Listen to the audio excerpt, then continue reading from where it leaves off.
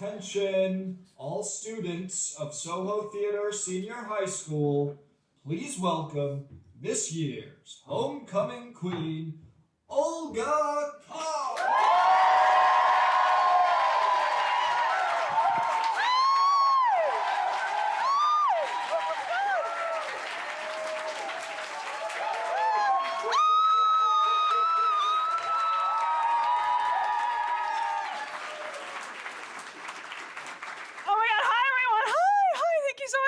All right, we have a lot to get through, I'm not gonna lie. The first order of business is 5 minutes of loose chat. Okay, let's get it started. Guys, what's the deal here? What's going on? Do you guys all know each other, the three of you? No. Not yet.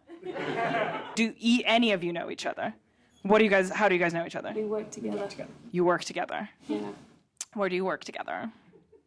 Government. Australian government. Okay, so let me just walk you through what just happened. These two people just eye-fucked each other in front of me. Just shamelessly so lingered, and when I asked, where do you work? They looked at each other, giggled, and then said, the government.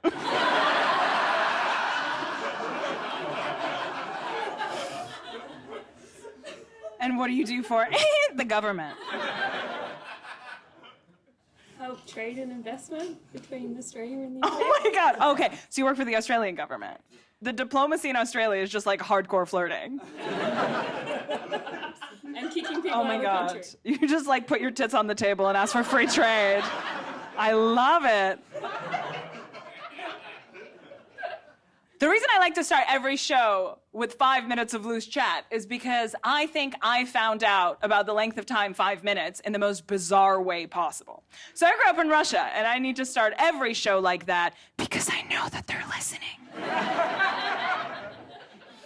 And so I distinctly remember, as a little girl, I think I was like 3 or 4, sitting in my room, and my mom said, I'll be back in 5 minutes. And I said, Mom, what's 5 minutes? And she looked back at me and said in utter disdain, it's how long it takes me to smoke a cigarette!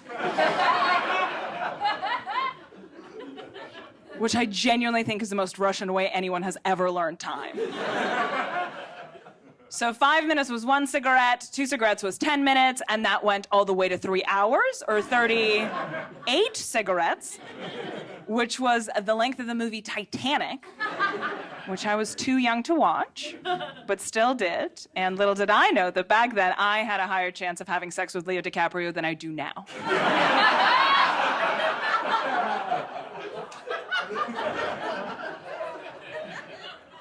So I was born in Russia in the year 1992, which was a huge year in Russian history because Russia elected its first ever president, which started a very long history of Russian people electing presidents all over the world.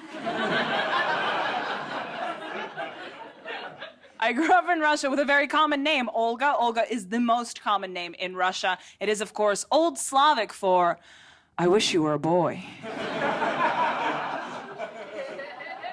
My last name is Koch. It's meant to be pronounced Koch, but if you're living in an English-speaking country, 8 out of 10 times it is Olga Koch. I ran for student council vice president of my high school under the slogan, I want me some cock. And I won. Also in Russia, we don't have middle names, we have patronyms. So instead of another name, I have my father's name. So if you look into my passport, it literally says Olga Alfred's cock. So I never forget where I come from. It's my dad's dick. So I grew up in Russia. My sister still lives in Russia. Her best language is Russian, and I guess she has like a Russian sense of humor. I live here in the UK. My best language is English. I guess I have like an Anglo-Western sense of humor. And my brother actually lives in Germany, and his best language is German. And he famously doesn't have a sense of humor. And because my whole family is just sort of spread all over the world, we don't really take the notion of nationality very seriously. Like the concept, we don't take it very seriously. I think it's also because our nationality isn't very straightforward. We're not Russian really, because we come from a German ethnic enclave in the south of Russia. And if you don't know what an ethnic enclave is, like I didn't, you've definitely seen them around. Like there's Little Italy in New York, or Chinatown in London, or Disneyland in Paris.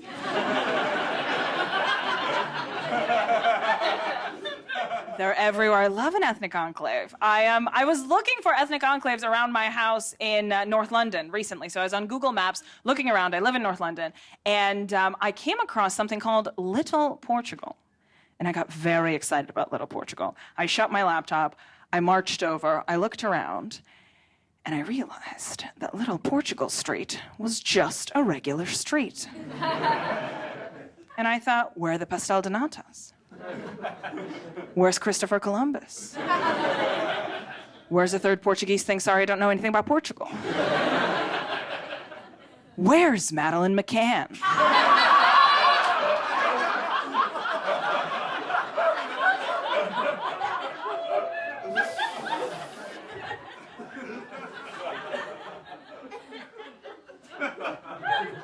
And then I thought, wait a second, this is actually quite progressive. You know what I mean? Like, Little Portugal doesn't owe it to me to be a caricature of itself. I'm not owed flags. What is Little Portugal Street, if not just a street? Who are the Portuguese, if not just people trying their best? And then I did go back home and realize there's actually just a small business called Little Portugal registered at that address. And there is a Little Portugal in the south of London by Stockwell, where you can get all the pastel de natas that your heart desires at a lovely, authentic little place that I believe is pronounced Nandos. So, check it out if you have a chance. And even though I don't take the notion of nationality seriously, I'm still very excited and very thrilled to announce to you tonight that I recently became a British citizen! It's very exciting. It's very exciting. It's only taken me 10 years. Very exciting. It's very exciting. They take you to a separate room in town hall. They hold a little ceremony for you. They take a picture of you next to a portrait of the Queen, and then you post that photo to Instagram and tell all your friends that you got an OBE. Cannot recommend it enough. It's wonderful. It's fantastic. And even though I have the documents to prove that I'm British, I am a British citizen, people will not accept me as British because I sound the way that I do. And the funny thing is, I barely spent any time in America, but people will accept anything I say about the United States at face value. I could be like, Boston is beautiful this time of year. I don't fucking know. I know more about Blackpool than I do about Boston, but here we are. The only thing that this accent is good for is having sex with all the dweeby British men I like to fuck. Because they get to have sex with a mean girl from a high school movie. Go to prom with you? In your dreams, Jason.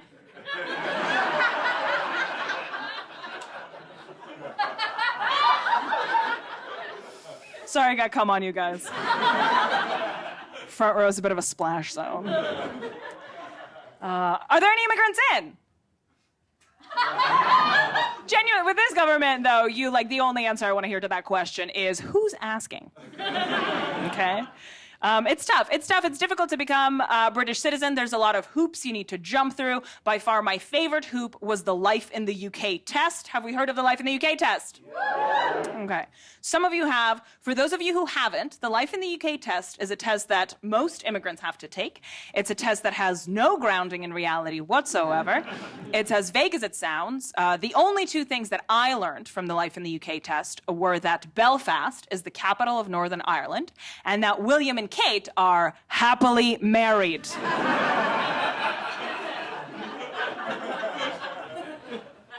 And the test will start really innocent. It'll be like, what's the War of the Roses? And then it'll be like, who's the Beatles? And then it'll be like, when you move to a new neighborhood, what do you have to do?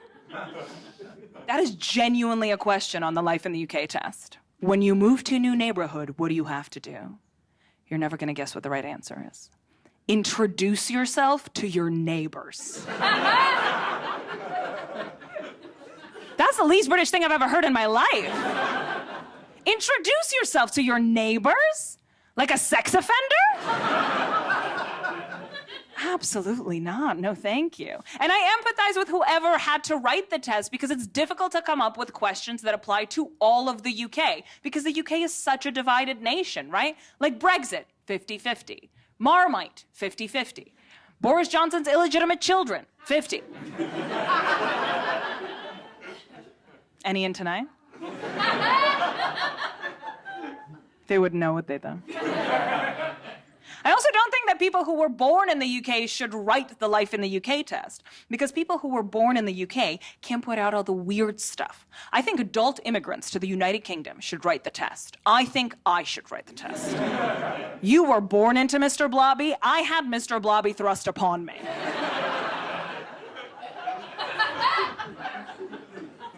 I should write the test. I've come up with a couple of questions for my own Life in the UK test. If you'll indulge me, just shout out the first thing that comes to mind. Question number 1 on my Life in the UK test. What can you see out of the windows of the Houses of Parliament? The Thames. The Thames. That's an excellent guess. Technically a correct guess. Thank you very, very much. Unfortunately, it is incorrect on my Life in the UK test because obviously what you can see out of the windows of the Houses of Parliament is, of course, the Shrek experience.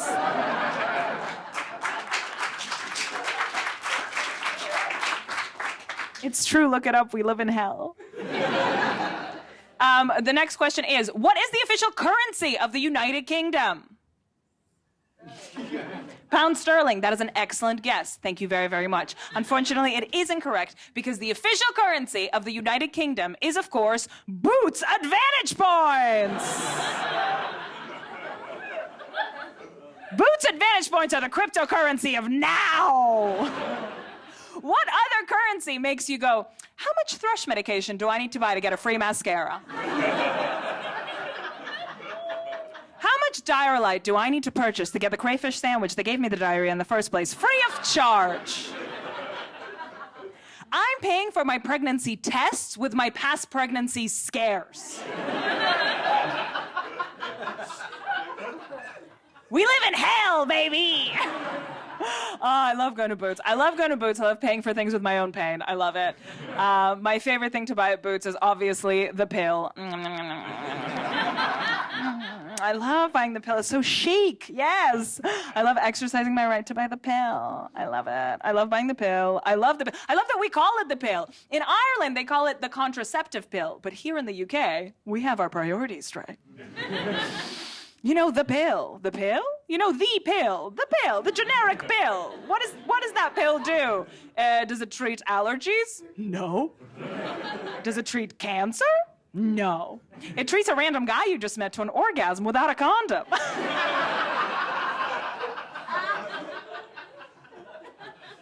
And the way we talk about the pill is always just so fun and flirty, isn't it? It's always just like, oh, you take the pill and you can't get pregnant. You take the pill and you can't get pregnant. You just take the pill and you don't get pregnant. That is not how the pill works. The pill turns you into a completely different person, and that person coincidentally can't get pregnant. That sounds dangerous. It is. There's a 1 in 10,000 chance you'll get a blood clot and die.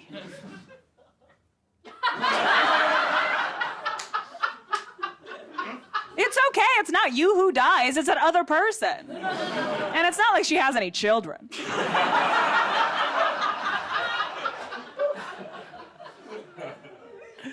As an immigrant in the UK, there is one response that you get from a very specific, very London-based asshole that drives me absolutely crazy, okay?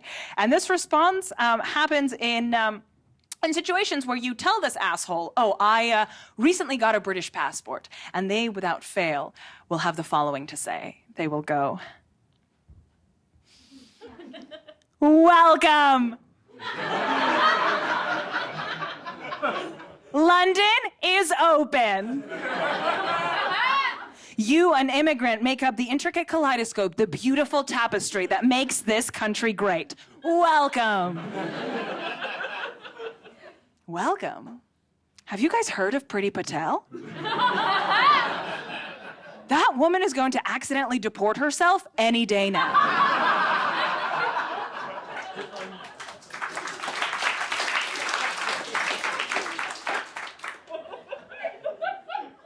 Welcome.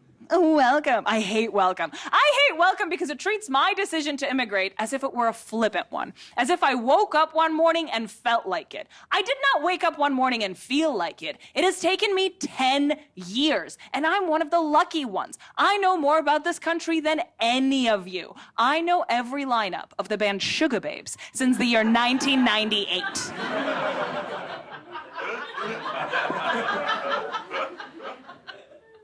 Keisha, Muta, Siobhan, Keisha, Muta, Heidi, Keisha, Amel, Heidi, Jade, Amel, Heidi, Keisha, Muta, Siobhan.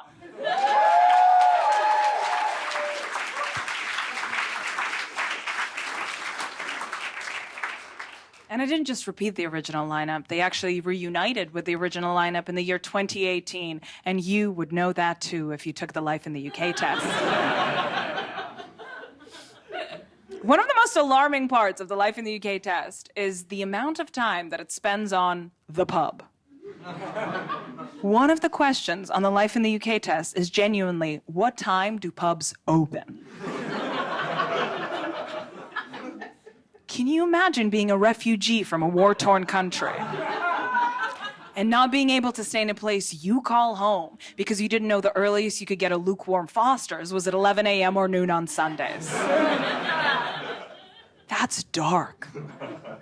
And don't get me wrong, I love the pub. I've been here for 10 years. The pub is fun. But there's a reason why Sigmund Freud came up with his best idea sipping on a cappuccino in a cafe in Vienna, right? Thinking of things like the superego and the ego and the id. And then he moved to London, had one pint at a pub, and was like, I think I want to fuck my dad.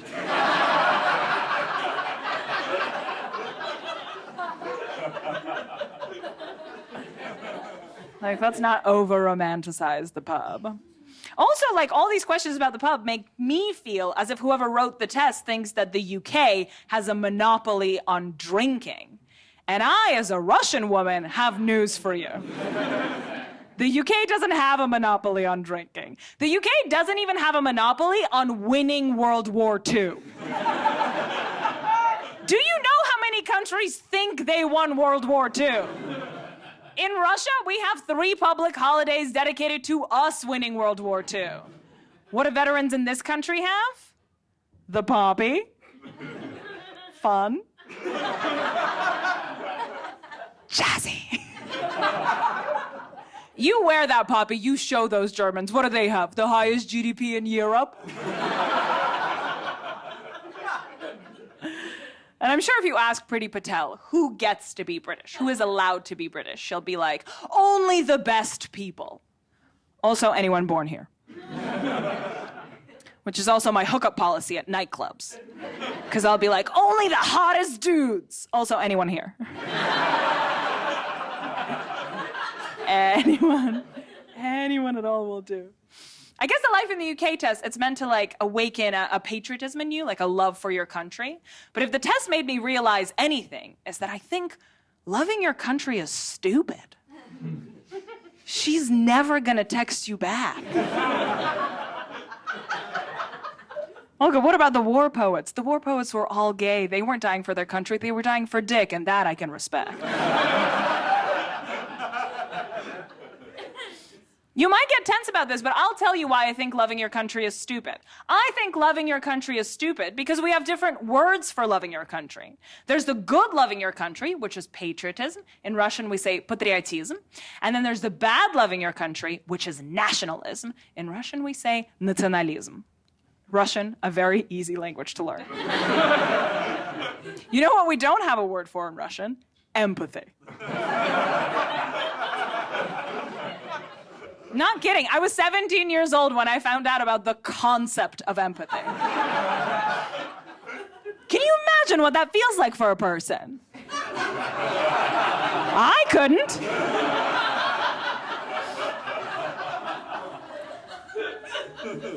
So there's patriotism and there's nationalism, when in reality, there is no difference between patriotism and nationalism. The only difference is how scared we are of the country. If anyone in America is like, America's the greatest country in the world, it's usually followed by machine gun fire. If anyone in Canada says Canada's the greatest country in the world, we're all like, oh, Canada! You have your own flag and everything! It's very, very silly. It's very silly. It's silly. I think people in the UK, and for the purposes of this anecdote, I mean people in England, have this sort of simmering obsession with this country that even they are not aware of. And I realized this when I had a Radio 4 show. And in this Radio 4 show, I had a throwaway line about beauty. And the line was, they say men get better with age, but tell that to Captain Tom.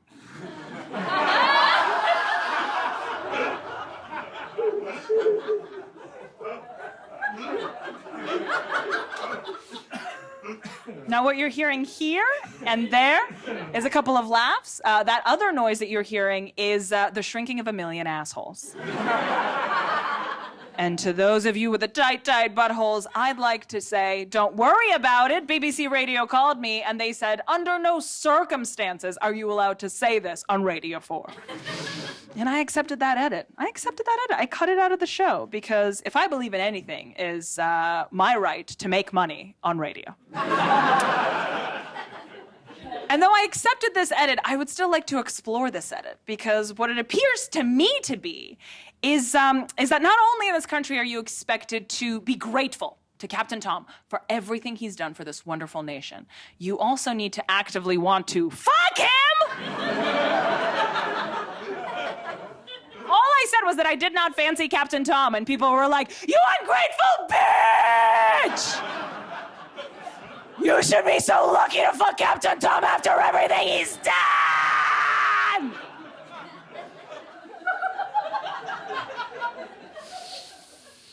Rest in peace. I hope he's 69ing Prince Philip in heaven.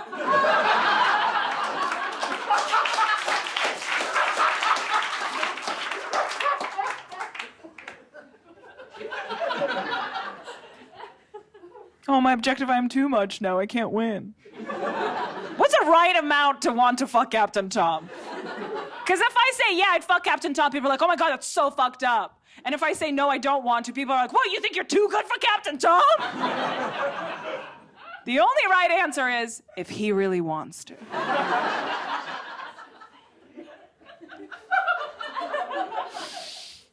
This is genuinely two people have walked out of my gig in Shrewsbury after I did this joke.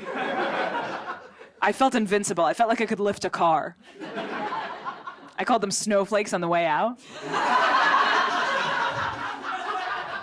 This is the part of the show where my director actually came up to me and she was like, dude, you gotta say something nice about the UK. Because otherwise they're gonna be like, why did she even move here? And to that I say, you get what you think you deserve.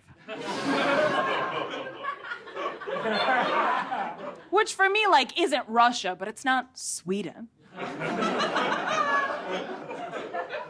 Because the UK is, like, more diverse than Russia. Like, here I have all kinds of friends. Like, I have white friends, I have black friends, I have gay friends, I have straight friends, I have male friends, I have female friends, I have friends who don't like to identify as friends. Just people from all walks of life. Some of my favorite poets come from the UK. Lord Byron, Noel Gallagher. The What a Sad Little Life Jane guy. People here have a way with words. I genuinely do think I've come up with the three things that make this country the most amazing country in the world. They are undeniable, okay? Number one, the film Bend It Like Beckham. Number two, the music genre that I, up until recently, referred to exclusively as garage.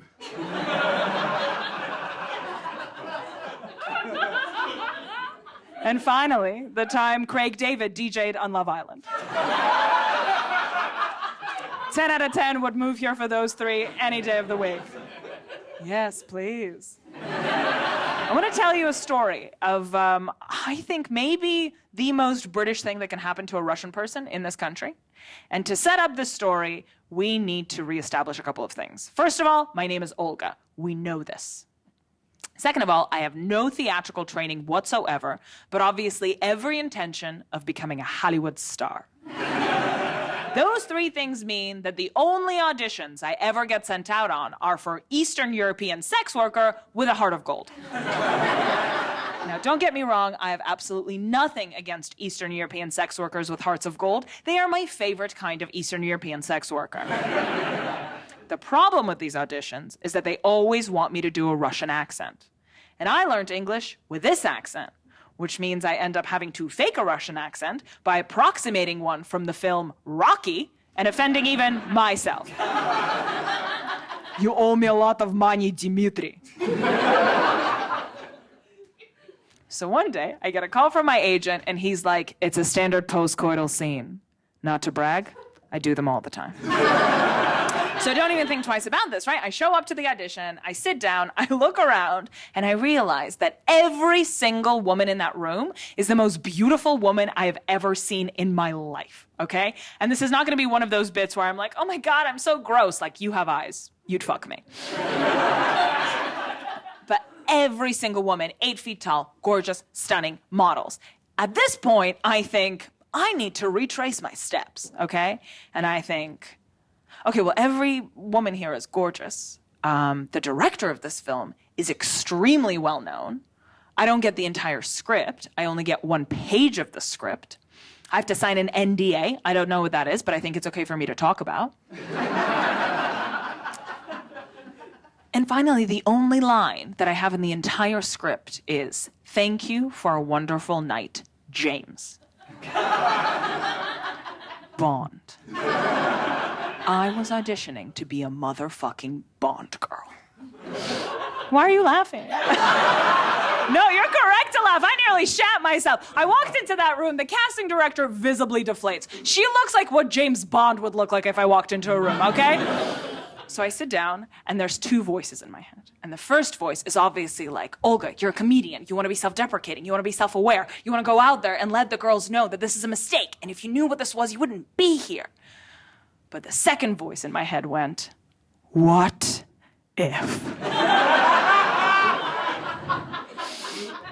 Like the same voice that tells you to shave your pussy before a One Direction concert.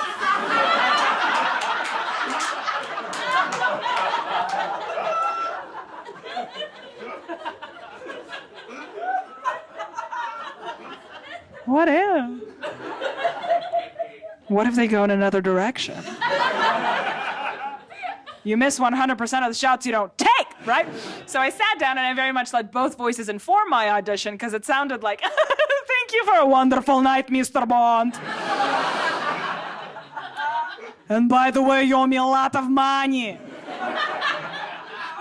I left the audition. I burst into tears. I called my agent. I was like, why would you do this? That was so humiliating. He was like, don't worry about it. So he called the casting director. The casting director was like, obviously she's not going to be a Bond girl, but she did let me audition for housekeeper. Dead housekeeper. And I don't want to spoil anything for anyone, and I don't know if you've seen No Time to Die, but I wasn't hot enough to do that either. And I guess that's the story of how my Russian accent wasn't good enough to be a Bond girl. And that was the only reason, right? Yeah, the only reason is because I have an American accent. And the reason I have an American accent is because I went to an American school. But crucially, I did not go to an American school in America. I went to an American school in the armpit of the M25, Staines. That's right, let that sink in. I went to an American school in Staines, the birthplace of Ali G. Staines, the crown jewel of the greater Staines area if you don't count Egham.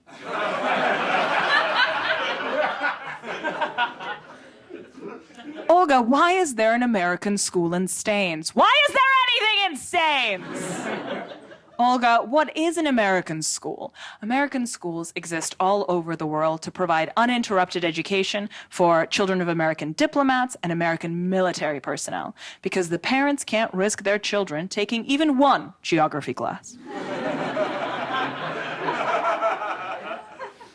Olga, why is there an American school in a country that already speaks English? Next question. Though I do appreciate the pettiness of opening a school in a country that originally colonized you, just to teach children in that country that it's actually pronounced vitamins. Olga, why were you, a Russian girl, sent to an American school in Staines? Well, my parents were born and raised in the Soviet Union, and they grew up idolizing America, so they desperately wanted me to go to the US, but stay on the continent, and the logical middle ground between the Soviet Union and the United States was Staines.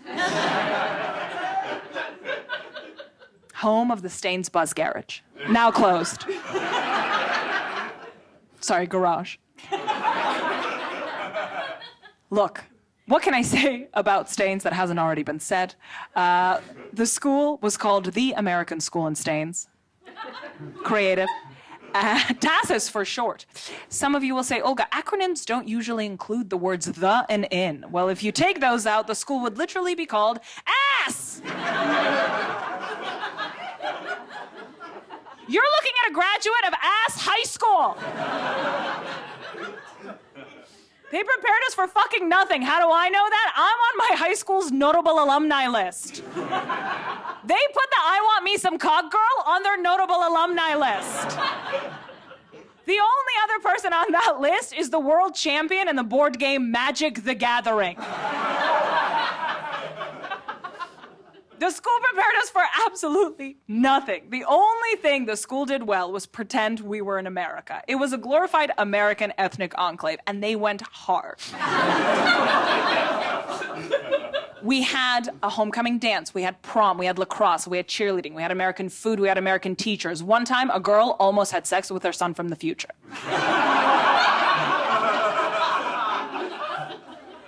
It felt like going to school in an American teen movie. And that everybody was 30 years old. And every time I kissed a boy wearing glasses, I secretly hoped that when he took off his glasses, he'd become a beautiful woman. And when you're a teen girl growing up in this fake American movie, you start internalizing the tropes of these movies, right? Like, I distinctly remember thinking that as a girl, you could either be hot or smart, right? But in an American teen movie, in order to be smart, you don't actually have to be smart. You just have to not be hot. Like, when no one wanted to fuck me in high school, I just assumed I'd walk into NASA and they'd give me a job. Because to be smart in an American high school movie, you don't need to be smart, you need to be holding a book. Any book, it could be Cat in the Hat, people would be like, damn, she can read. And as an Eastern European teenager in an American high school, the only representation I ever had on screen was Nadia from American Pie. I see there's 5 people in this room who are cultured. The rest of you need reminding. American Pie, a modern masterpiece. American Pie is a film where a boy fucks a pie. And I wanted to be that pie. Nadia in American Pie is the sexy, sexy little exchange student from Eastern Europe who's got these tits for fucking days.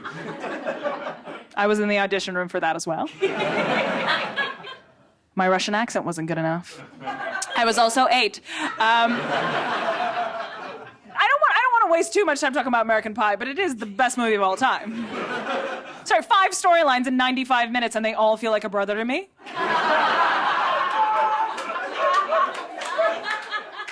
I'm sorry, name me a more quotable film, okay? The Shermanator, Stifler's Mom, Suck Me Beautiful, One Time at Band Camp, the popularization of the term MILF. Eugene Levy's eyebrows. We wouldn't have Schitt's Creek without American Pie, but you're not ready for that conversation.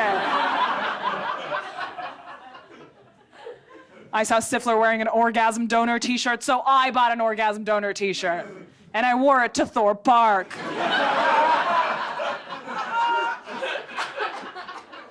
And It has a big cross on it. So parents kept mistaking me for a medic. And I was like, in a way. Just doing my bit. And so in my pretend American high school, pretending didn't stop there, right? Because we were pretending to be in America, but I was also involved in a very elaborate after-school activity called Model United Nations, where we pretended to be in the United Nations, which is a very long way of saying I was a virgin until university. I was a virgin, big virgin name on campus. So was my best friend John. John was also a virgin, but John didn't care about losing his virginity because, fun fact about John, John could suck his own dick. Anyone here try sucking their own dicks? What a room full of liars. The thing is, John told us that he could suck his own dick, but every time we asked him to show us, he'd just like wink and be like, when the time's right. Another fun fact about John, do you even care about another fun fact about John? John's parents used to buy him Weird Al versions of songs, so he thinks those are the originals. Perfect man. Perfect man. So John and I were involved in Model United Nations. Model United Nations, extremely virginal activity, but the conference at the end of the Model United Nations activity is the horniest place I've ever been to in my life. It's like Eyes Wide Shut, but everything smells like Lynx Africa. There's something about giving type A teenagers lanyards that just gets them going. And the funnest thing about Model United Nations is that instead of addressing each other by your actual name, you address each other by the name of the country that you're representing. So you're constantly overhearing conversations that sound like, is Mexico going out tonight? Algeria is, and she's not wearing a bra. Brazil is expecting a tropical thunderstorm. She got fingered by Italy. And Japan. But you can't tell me that if you worked at the UN, it wouldn't be the horniest place you've ever been to in your life. If you worked at the United Nations, you treat the entire map as your own personal sex bingo board. You'd be rooting for Yugoslavia to fall apart so you could have more people to fuck. Too smart? Like if I walk into the G7 summit, I'm gonna turn it into a 7-way Mamma Mia. There's a Venn diagram that's needed for the G7 Mamma Mia joke. The first part of it is, okay, so you know how guys who prefer small tits think they're intellectually superior?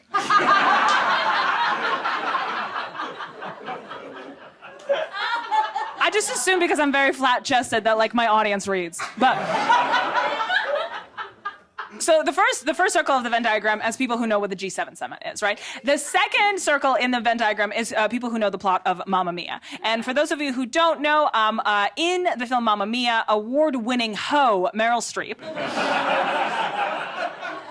has unprotected sex with not one, not two, but 3 men, and then gives birth to her beautiful child, Amanda Seyfried, okay? What I would do in this situation is I would go into the G7 summit and have sex with the 7 leaders of the free world, and then I would give birth to world peace.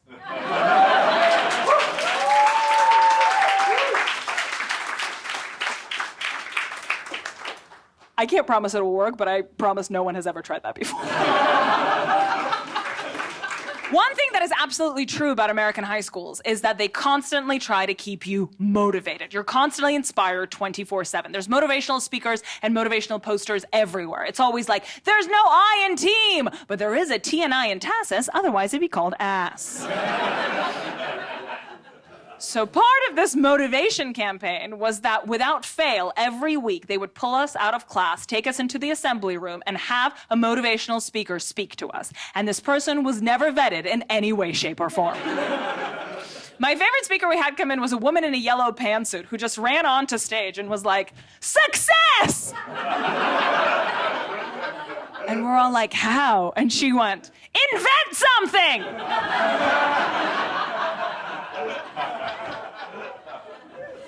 Oh, God. We had a guy come in for 2 whole days. We got pulled out of class for 2 entire days, and he talked to us about the history of the universe. He talked to us about black holes and the Big Bang and meteorites, and at the end of the 2 days, he said, it would all not be possible without our Lord and Savior, Jesus Christ. We trusted you! We had a scared straight drug guy come in. Do you guys know these people? Like they'll be recovering addicts who have really inspirational stories about how they hit rock bottom, pick themselves up, and then they go to school, and they share these stories about the dangers of drug use, right? The problem with our scared straight guy is that no one has ever made me want to try drugs more than this motherfucker. Okay? He came in a 3-piece suit looking like a salt and pepper snack.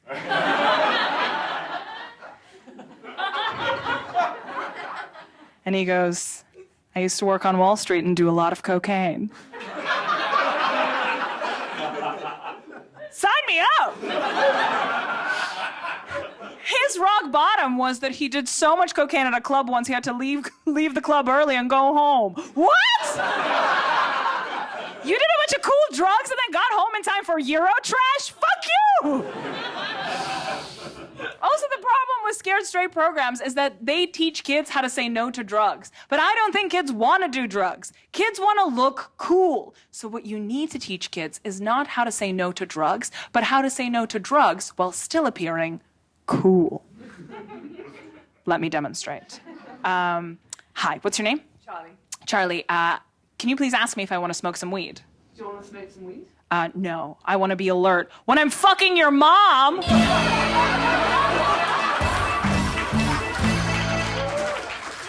Thank you, Charlie.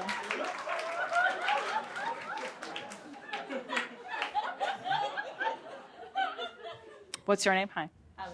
Alex. Alex, can you ask me if I want to smoke some weed, please? Do you want to smoke some weed? No, sorry. Weed makes my dick too big!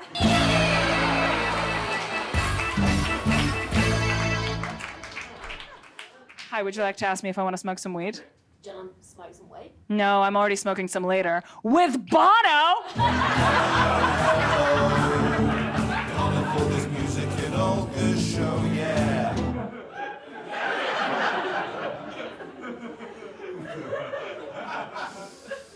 Okay, let's do one last one. Anyone want to ask me? Oh my God, thank you so much for asking. I'd love to, but I actually can't because I suffered from an overdose of adrenaline in the Falklands War.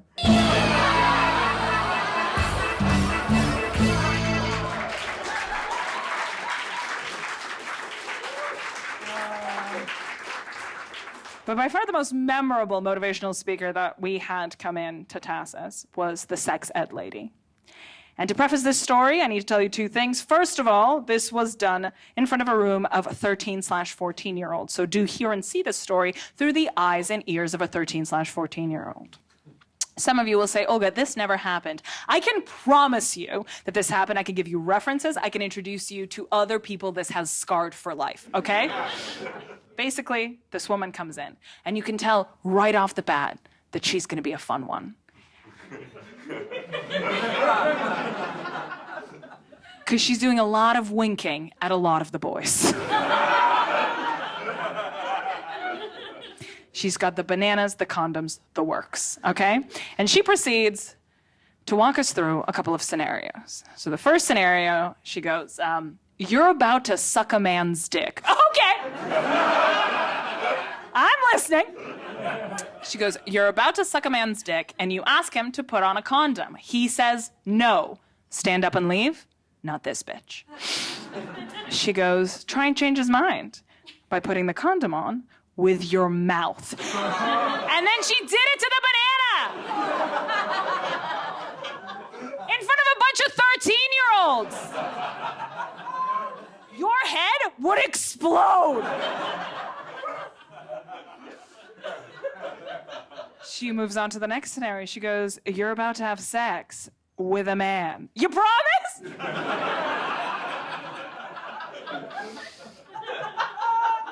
You ask him to put on a condom. He says, no. Stand up and leave? Not this bitch. In this scenario, the man says, no, I don't want to put on a condom. My penis is too big. Now, let me tell you, at the age of 13, I thought this would be happening much more frequently in my life. I thought I'd spend my 20s writing letters to the condom lobby. We must do something about the condom sizes. The penises are too big. He goes, I don't want to put on a condom. My penis is too big. What she proposed you do in this scenario is show him how stretchy the condom can get by putting it on her head. And she broke her glasses.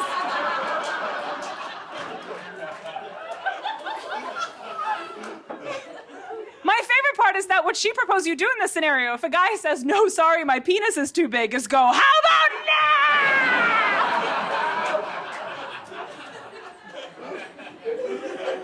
Oh. She taught me everything I know.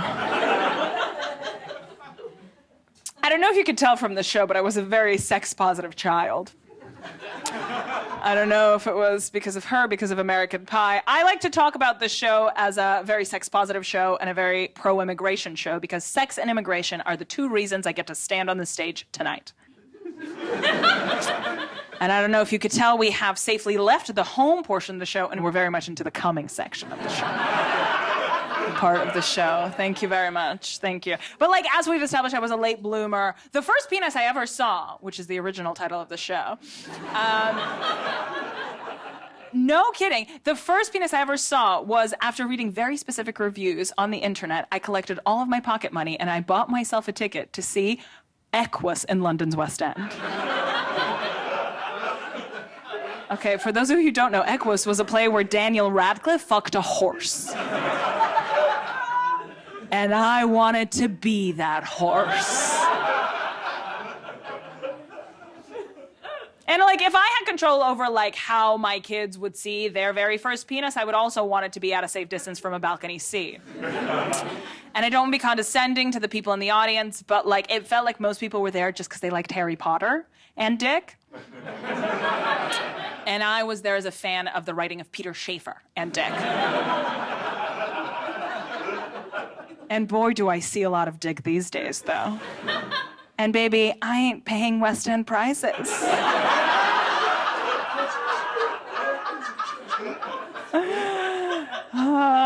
Mama sees a lot of Dick. Especially on a sexual safari. Do you guys know what a sexual safari is? You might not, because I invented the term. So sexual safari is that bit right after a long-term relationship where you can't form emotional connections, so you're just trying to fuck the sad out of yourself. Guys? Right? Like, especially when it's like a long-term relationship, like 3-4 years, when you feel like you've graduated with a useless degree in somebody. Where you're like, I know all of this information, and I have nothing to do with it. I know what his brother's allergic to. So you go out there and you try to have all this sex, but 9 out of 10 times you bring a guy home and instead of having sex, he just tells you about his dead dog. Okay, we live in the same city, we're fucking the same people, you know exactly what I'm talking about. It doesn't have to be a dead dog, it just has to be something sad. Because on a one-night stand, you need to fake intimacy really fast, so you're just like, blah, here's a secret. But the trick is to make the secret so sad that it's like, my dog is dead. But not too sad that it's like, I killed my dog. Because I'm not gonna fuck a dog killer. I'll blow him, but I have standards. And even though like this casual sex culture exists, there's still this stereotype that women don't enjoy casual sex. And I hate that stereotype. And I'm sure that you hate that stereotype too. It's archaic, it's outdated, it reinforces the gender binary. But the thing that I hate most about the stereotype that women don't enjoy casual sex is if you take a man and a woman who are equally casual towards sex, in that situation, a cis woman risks getting pregnant. Any woman risks getting slut-shamed or getting an STD or, I don't know, murdered, because the highest rate of murder is of women by their sexual or romantic partners. So what I'm trying to say is, gentlemen, you may love casual sex, but do you love casual sex enough to die for it?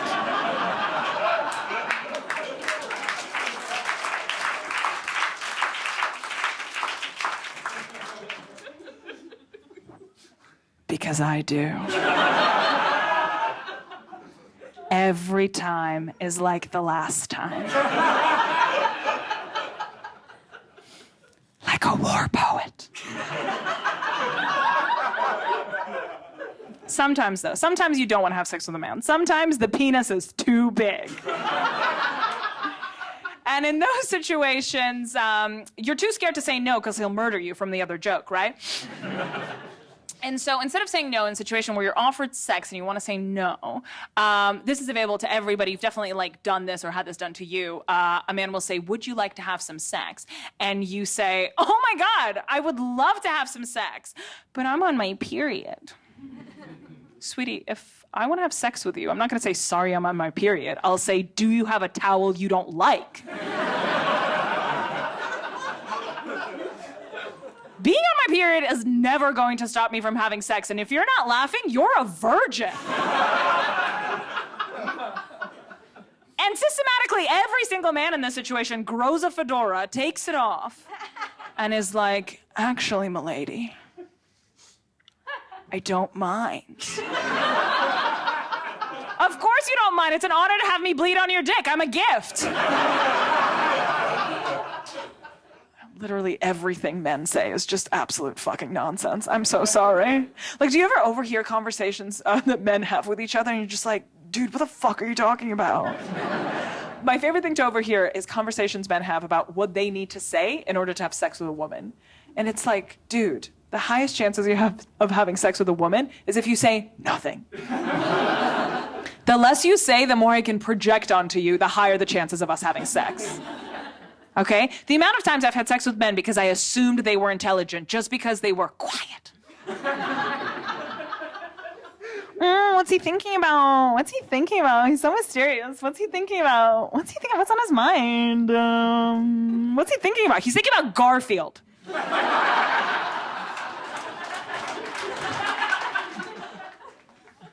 There is definitely a privilege that women do have in sort of the sex space, and that is sex toy privilege, right? If you ever see a sex toy that is targeted and marketed at women, it's always just like, what? What? What are you gonna do with that? Put it in a briefcase, go to a conference because you're a girl boss.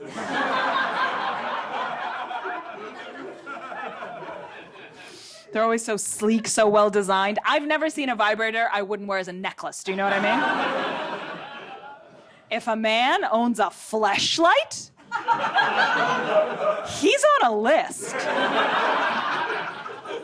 Sorry, it's a disembodied vagina, hidden in a flashlight. What, you can wash in a dishwasher? No. There's a reason why Lily Allen, the pop star Lily Allen, gets away with selling her little clit hoovers. Do you know what I'm talking about? Lily Allen, the pop star, she has a line of clit hoovers.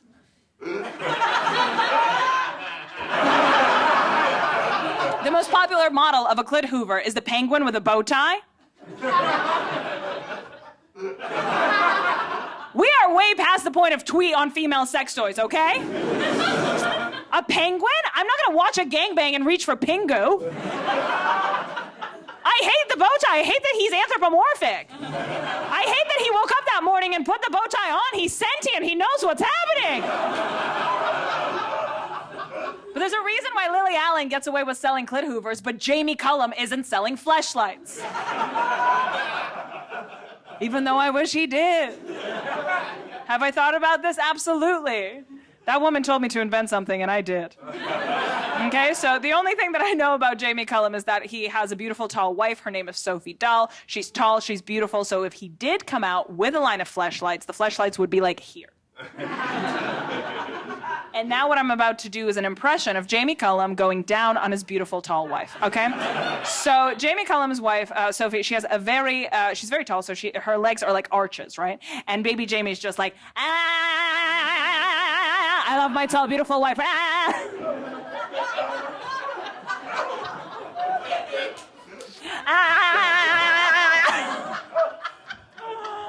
Next time someone tells you comedy isn't an art, think of me.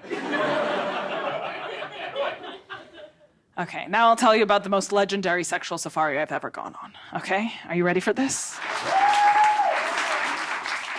legendary sexual safari. A couple of years ago, I was newly single, and who was visiting me here in the UK, if not John from high school?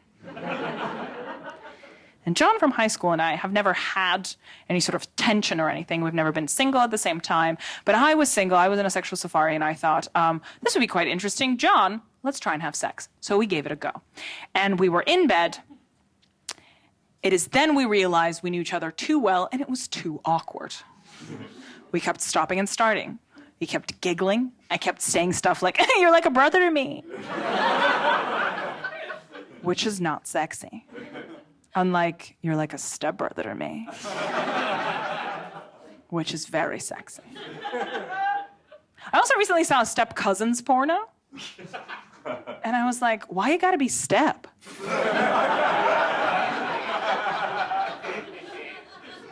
Cousins is legal. It's on the Life in the UK test. Anyway, so we're stopping and starting, we're giggling, we're trying. I keep being like, I want me some cock, and he's like, stop doing callbacks. And so we give up. He rolls over. We're there in silence for what feels like an eternity, at least 3 cigarettes. And then he looks over at me and he says, hey, Olga, do you want to see something cool? Some of you are ahead of me because I said, hell yeah. And what John proceeded to do was show me how he could suck his own dick. And Soho Theater, I'm about to show you. So all of you who lied to me about not trying to suck your own dick before, get your notebooks out, because class is in session. I bet those of you who haven't tried it didn't try leaning into it. That was your mistake. You need to help gravity help you, okay? So what John did, I'm John in this situation. This is the bed. This is the wall. So John got onto the bed. He threw his legs on the wall. And then he walked himself into his own mouth.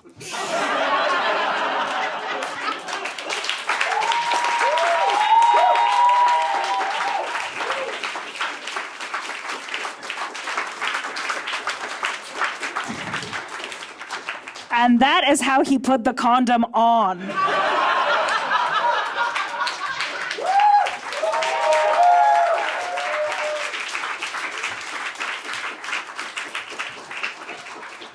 Some of you may have noticed that I was using my arm to balance myself. So when John was doing this, he was using both of his arms to balance himself on the mattress, which meant that he couldn't use his hands to put the penis into his own mouth, which means that what is tattooed in my brain forever now is John going... to catch the penis. And that's not something a lady ever forgets. And I was obviously like, John, what's it like to suck your own dick? And he got so sad. And then he said something that I later learned resonates with a lot of people in a similar situation. He said, you know what, Olga? You think it's gonna feel like getting your dick sucked, but it really feels like sucking somebody else's dick.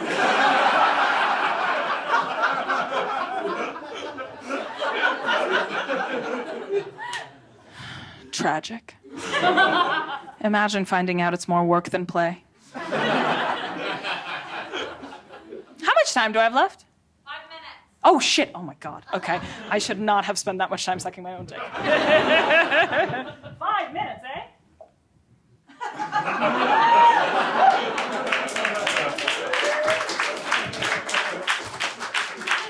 Oh, well, what can I say? I guess it's really exciting to say that the UK finally feels like home. And I may have been born in Russia, but I was made in Staines. It might be a shithole, but it's my shithole. And it's taken a very long time to be able to call it that. Home, not a shithole. I've called it a shithole time and time again. But time is relative. 5 minutes is 1 cigarette. 90 minutes is the length of the movie American Pie. 195 minutes is the length of the movie Titanic. 4 years is a degree or a relationship that feels like a degree. 6 years is a bit too long not to hear about that audition. And finally, 10 years, or 1,051,200 cigarettes, is how long it takes to finally feel comfortable to suck your own dick in front of your best friend.